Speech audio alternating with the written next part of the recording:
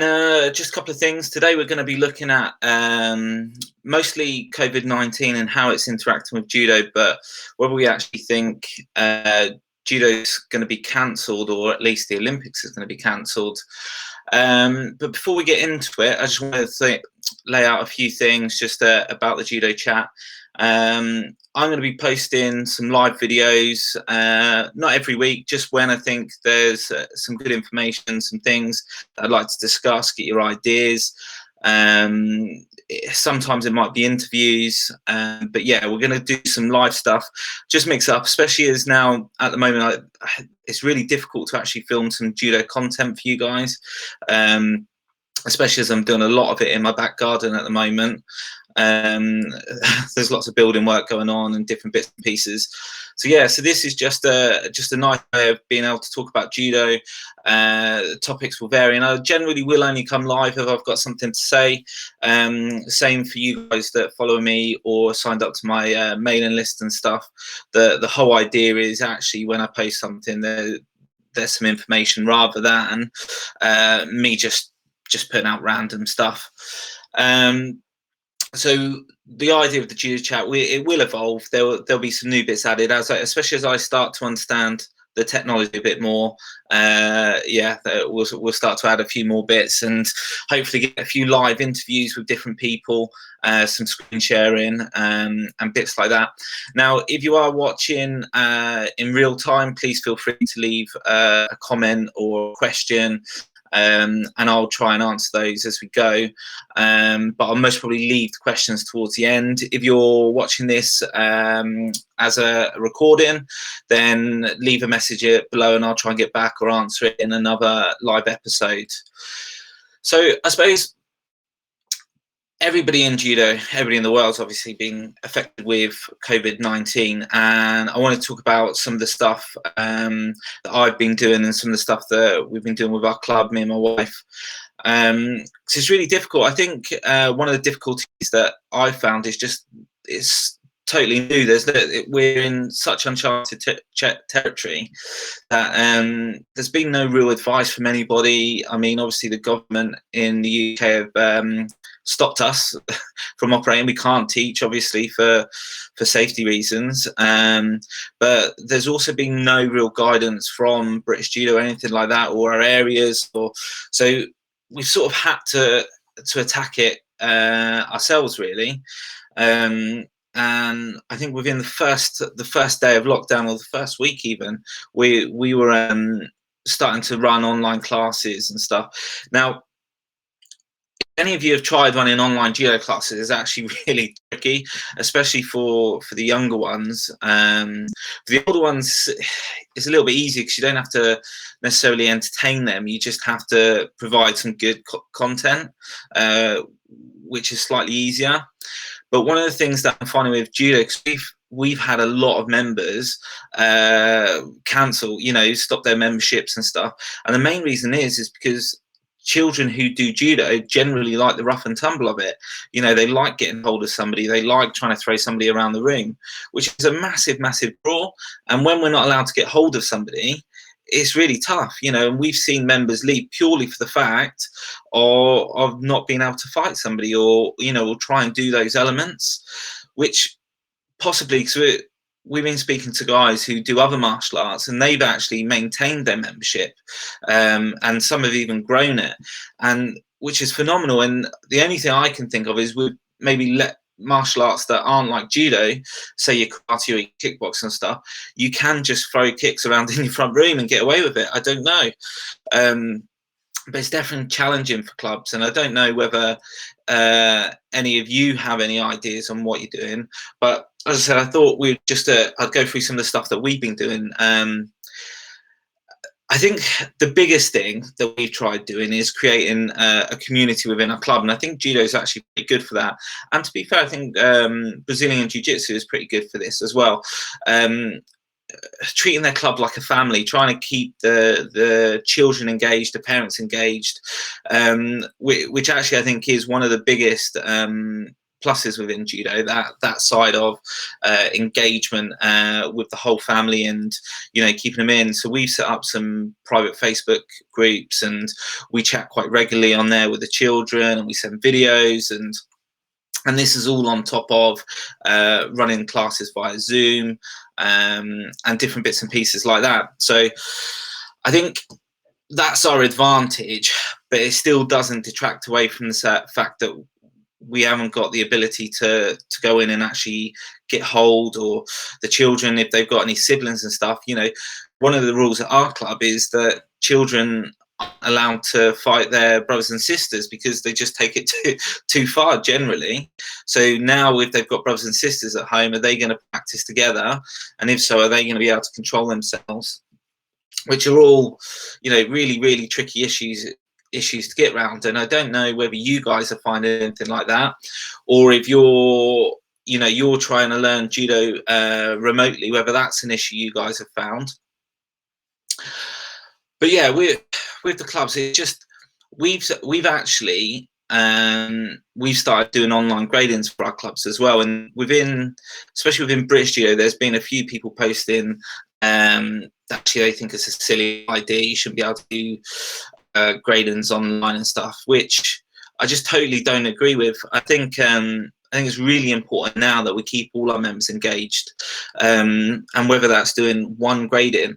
I mean, people talk about diluting what judo is and stuff, but if they're a red belt or a yellow belt, sorry, and they're going up one stripe, they should be pretty close anyway. It's not like you're going to move them from a yellow belt to a brown belt, or an orange belt to a black belt. You're moving one grade. So actually, I think the ability to run gradings online is really good, but you sort of wonder with smaller clubs, because we're filming all of our content, we're making all of our content available for our club members to be able to watch and view at home. Is everybody going to be able to do that? And if not, how are they going to run their gradings? It's okay for us to say you can do gradings at home, but if as a coach or a club you're not able to actually film or record or do those things, how do you get your members to do the gradings? If we agree that it's a good idea, how do we do that? How do we make sure that the clubs that don't have the graded materials or the videos, how do you make sure those guys are able to run gradings if they want to? And you'd possibly say, well, actually that needs to come from above, that material needs to be available. I've released it. So in the UK, we have a couple of different grading syllabuses. We have like the under 8s, which is a show grade, under 16s, which is MON, and then adults, which is Q and down grades. And we've released as a club the whole of the show grade syllabus on YouTube for clubs to use and be able to send out to their members. But that's just under 8, so you've got the whole of the MON grade, whole of the Q grade syllabus, which need to be out as well. Because the biggest problem for us at the moment is we don't know how long we're going to be in this situation for, how long we're going to be caught up not being able to teach judo. And actually, I think at the moment we're better off in complete lockdown, because once the country starts easing out of lockdown, that's where we're worried. Actually, we've managed to get to a point where we can run an online judo club. Let's say we can run an online judo club, and you can run classes, because they haven't got any other choices at the moment. Some children just don't want to do it, and their parents aren't making them. They're not engaging, but there's lots of children still wanting to do judo, and so we're running that at the moment. And because there's no other choice, they are going to do their judo. They are going to do those bits.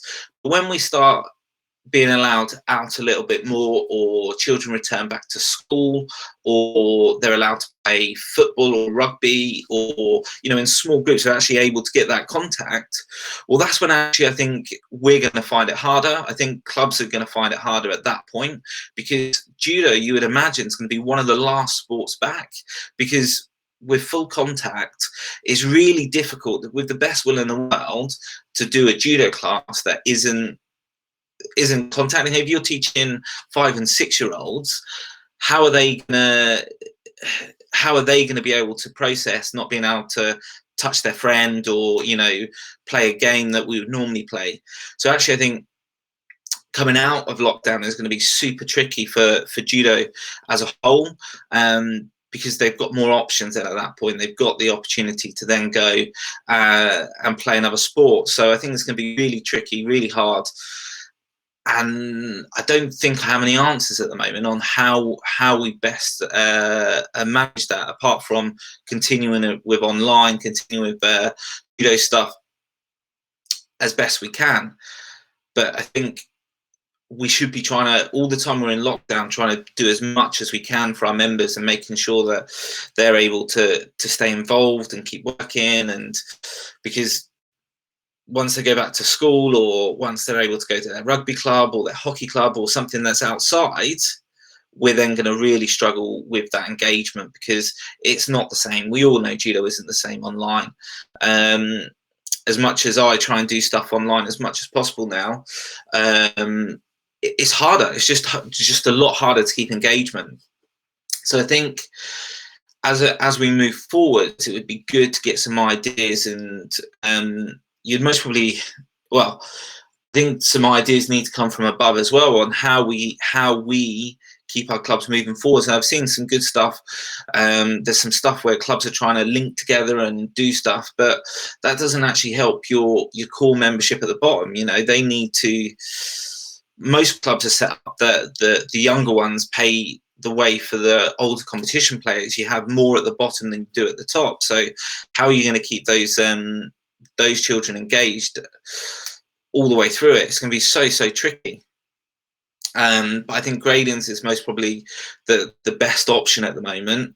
It's tricky though. So even with the gradings with British Judo, they released that they were going to allow clubs to do gradings and do free gradings, but they also released that to the members. Now, if you're a judo club with 200, 300 members, processing that many gradings is a lot of work. It's so time consuming.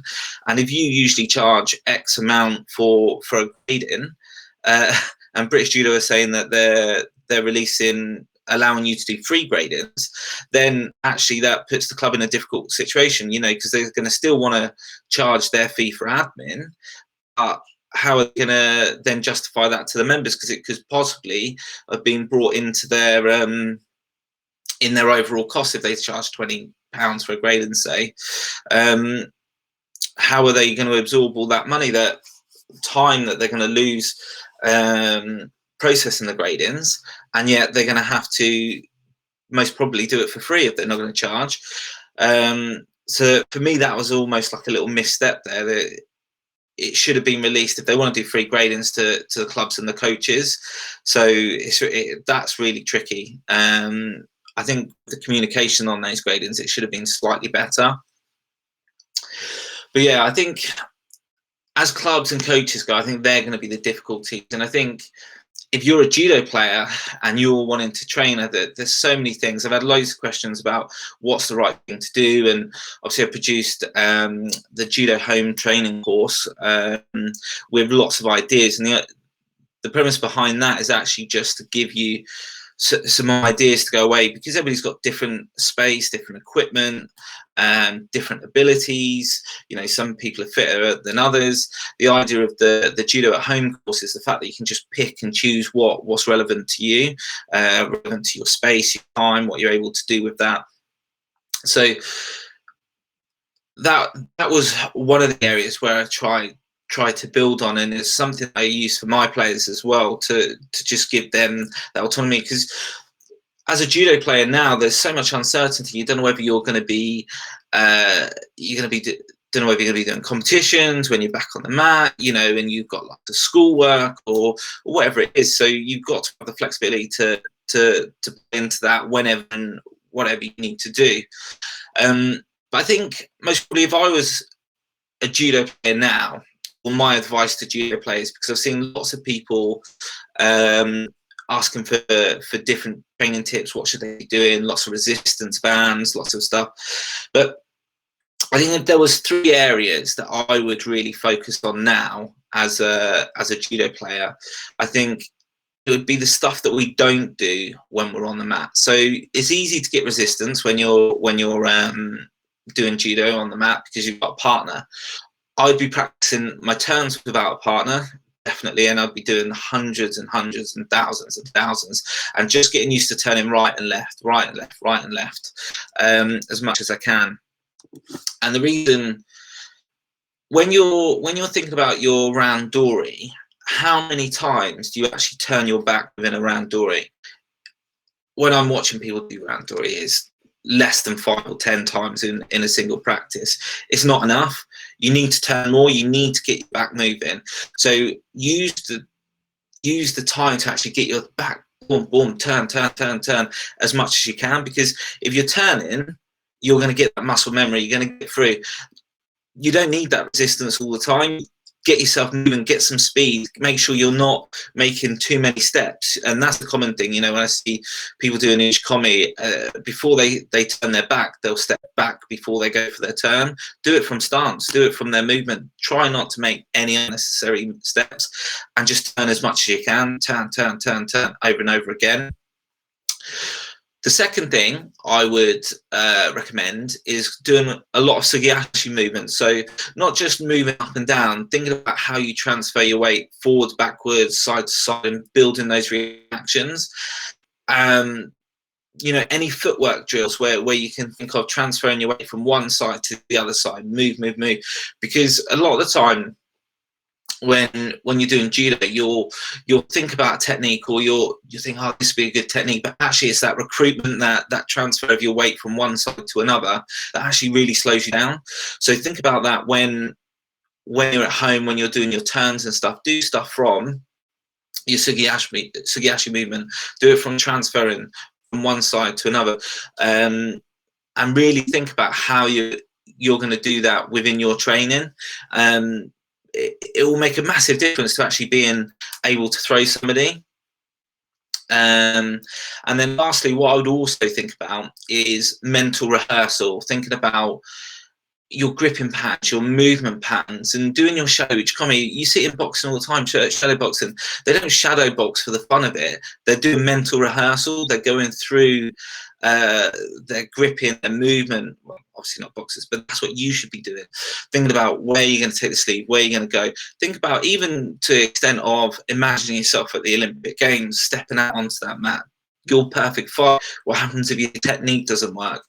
And these are the three things: your turns, your sugiyashi, and your mental rehearsal, I think will make the biggest difference to your judo at home, because you do so much of the other stuff on the mat, whereas you won't do any turns just on your own on the mat. I very rarely see anybody do it. Very rarely see you do your sugiyashi, your transfer of weight, and that mental rehearsal, because you become very self-conscious. But yeah, they're the things that I would be recommending to any judokas. Okay, if you're at home, focus on those. Really look at those when you're doing it. Now I've just got a question here. So, do you study judoka Koji Kimura? No, not really. But if you've got any, if you've got any clips or anything like that, I'd be happy to look at it.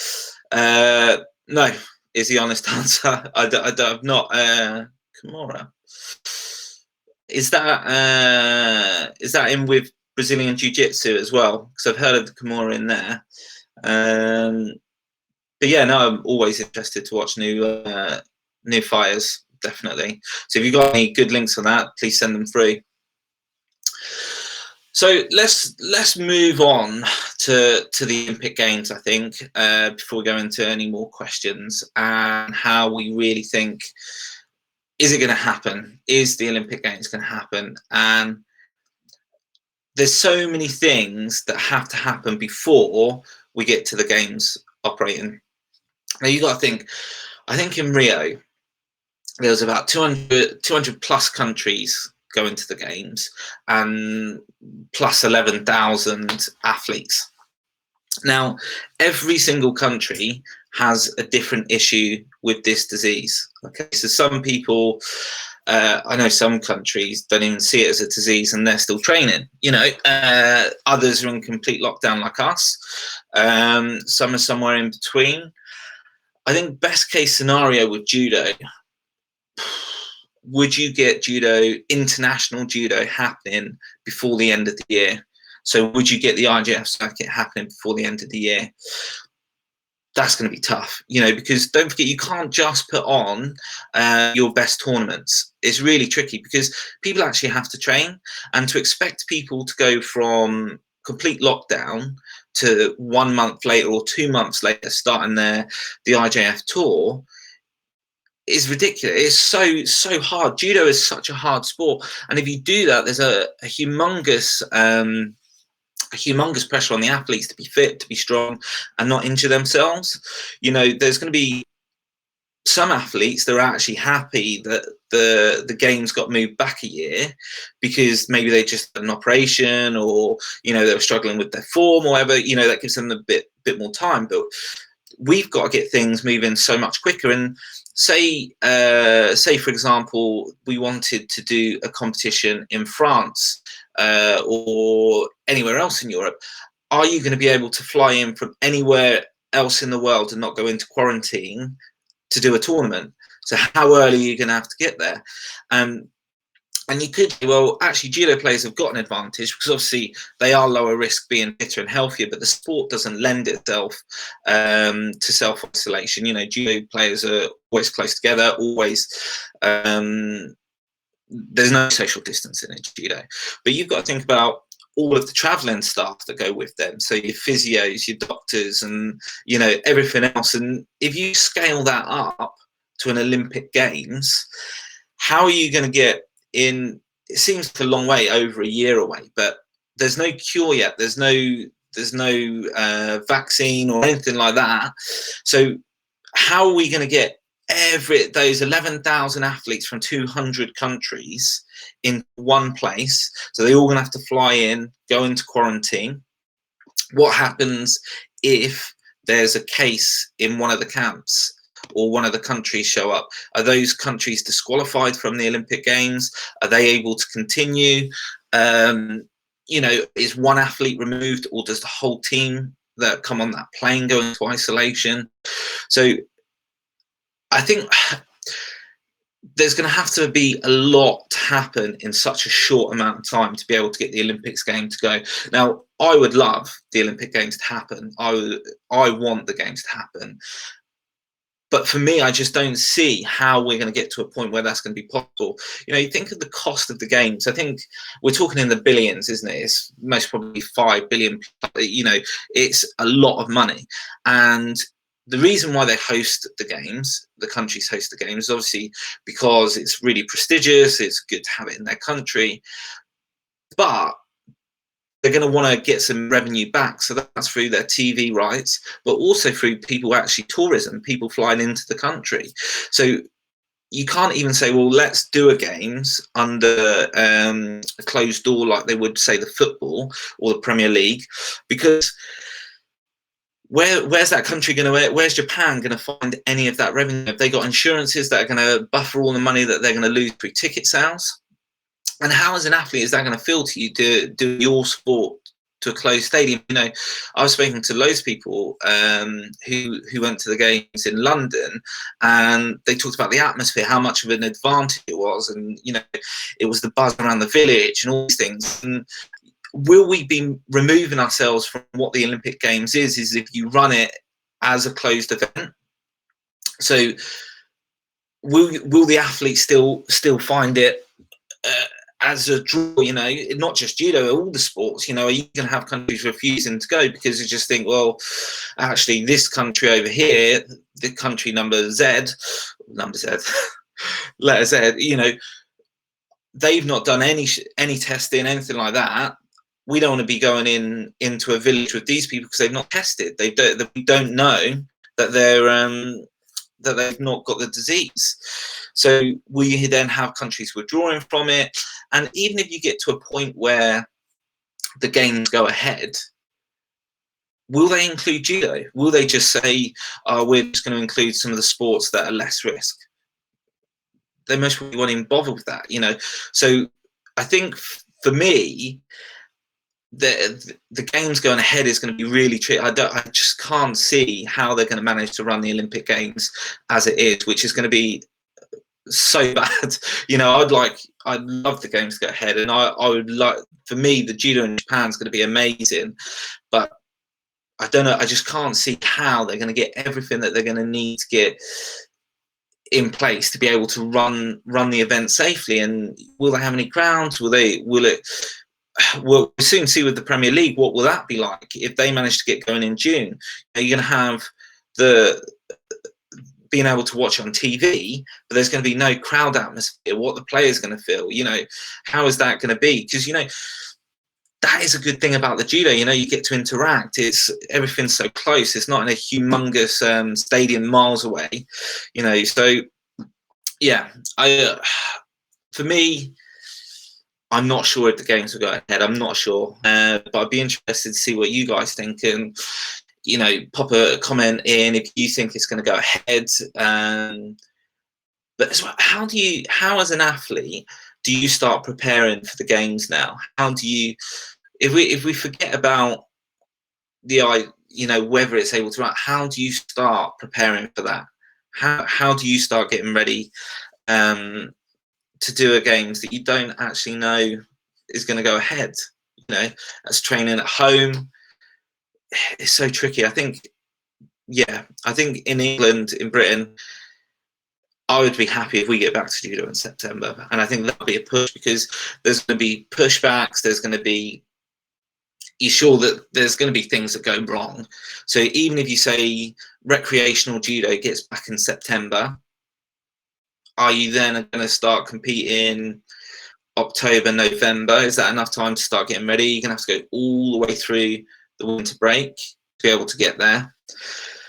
But yeah, I think judo is going to be one of the hardest sports to get back to doing professionally and in the club environment. And I think if we're lucky, we're going to be looking at sort of September, if not October, November, maybe even the new year, which is going to be so hard for clubs, so hard for the athletes. I hope actually that I'm really wrong with this. I hope that, you know, that it's safe to go back to judo as soon as possible. But yeah, I think it's going to be a tough one.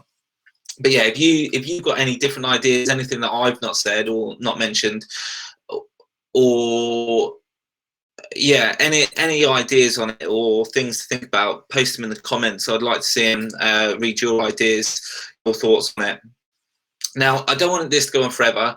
I've sort of spoke about the COVID-19 issues for the clubs and where I think Tokyo, and I don't want this to drag on. I could have done it a little bit more succinctly, I'm sure about that, but as this is my first ever episode, I'm quite pleased with it so far.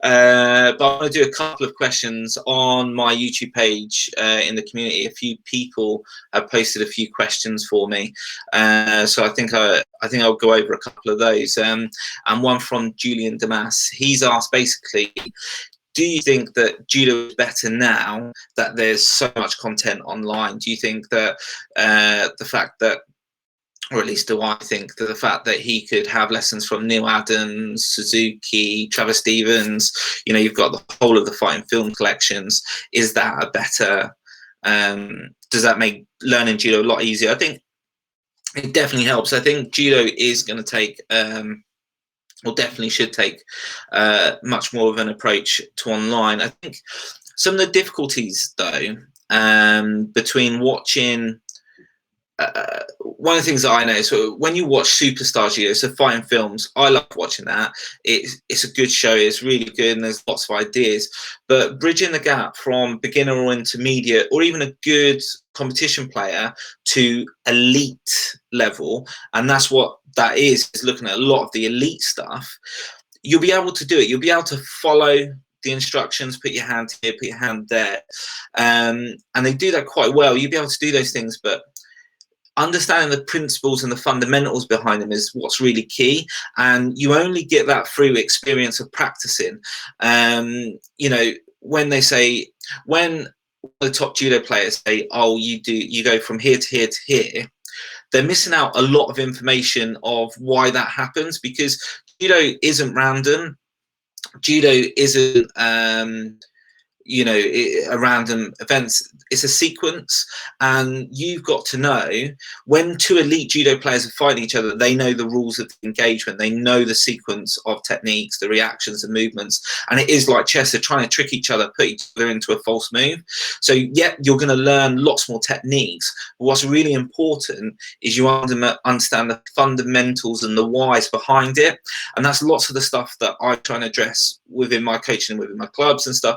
And I think that will make the difference to everybody pushing themselves forwards. Learn your techniques, enjoy learning your techniques. And that's really important as well. When you see them, practice them, enjoy the fact that you're practicing them.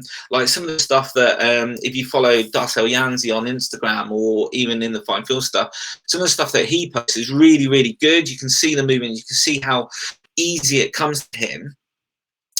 But he understands all of those fundamental movements, those patterns, the bits that stitch it together. And that's what you need. That's what you need to be able to use them effectively. And that's the thing I would say, focus on. Try and work out the whys behind it and build it up, because some of the techniques at the top level won't work at lower randori, because the person you're fighting doesn't know the rules of engagement. They don't know the patterns that get us. They won't give you the right reaction. There'll be loads of things that you'll try and do and you're like, well, it doesn't work. It does work, it just doesn't work at this level. So you've got to always focus on that when you're practicing and learning new techniques. And that's what I'd say. Yes, definitely judo is much better now. We've got the capability of going online and looking at stuff and watching some of the best judo players in the world. But focus on the hows and the whys they work, and you need to educate. You have to build up the levels within your class as well. Okay. So the next one, injuries. Yeah. So Amin, I can't say your last name, I'm afraid. Amin has asked about injury prevention in judo. I think at the beginner level, lots of injuries come from not being able. So this could be a whole chat. So it would be an hour, 2 hours long if you've done it properly. Main causes of injuries in judo, I think not getting your body prepared to do judo. Is a resistance sport, so you try and throw somebody, they're trying to stop you. That's really important. So getting your body functioning properly. Like I see people trying to do judo, can't even do a squat, you know, a basic squat movement. Practice your basic movements in the gym, do all that sort of stuff. But technique selection is a huge part in randori as well. It's trying to do the wrong technique at the wrong time. And that's when you hit that resistance. So for example, especially in beginners judo, you see it a lot. You'll see two really strong people against each other, no movement, really like blocks, and then one person will just try and turn in, and then they'll hit that resistance, and then they'll just hurt their body just through, they've not created any movement, they've not created any reactions or anything like that. So turning against something that's too stiff, too strong, that's definitely an easy way. And trying to throw yourself out of trouble, that's another way. Now, what I mean by this is I watch lots of people in randori competitions. They'll be fighting and they'll be being dominated by somebody. So they've either lost the grip in exchange, or they're being pulled down or pressured or something like that. Instead of trying to create some structure, so stand up strong, break the grips down, create some movement, what they'll do is they'll just turn in the hope that they'll throw themselves out of trouble, which very rarely happens. And you'll see they'll either do a drop technique, or they'll just turn in, and either they get thrown for ippon or they injure themselves. So being able to fight your way out of trouble, so being able to grip, move, posture, create your structure, is much more effective than trying to throw yourself out of being dominated. That's for sure. But what I'll do with that question is I will actually sit down and write down a bit better answer to that. Yeah, but anyway, we're gone 30 minutes now, which is much longer than what I'd anticipated for my first one. If you like my judo content, please subscribe. You can follow me on Facebook, Instagram. I'm going to put links to my mailing list as well. I send out, not every week, it will be every couple of weeks, just judo information, stuff that I'm thinking about. It'll be stuff to complement what's going on the live chats. But hopefully it wasn't too boring for you. Hopefully you guys found some use out of that. Please comment in the comment sections below. I will read them, I will get back, and I will also look to do another one of these in maybe a week or so, and talk about a few different things. I want to get past this whole COVID-19 and actually talk about some more interesting judo. Okay, so if you liked it, give me a thumbs up, share it, and stay safe. Thanks, guys.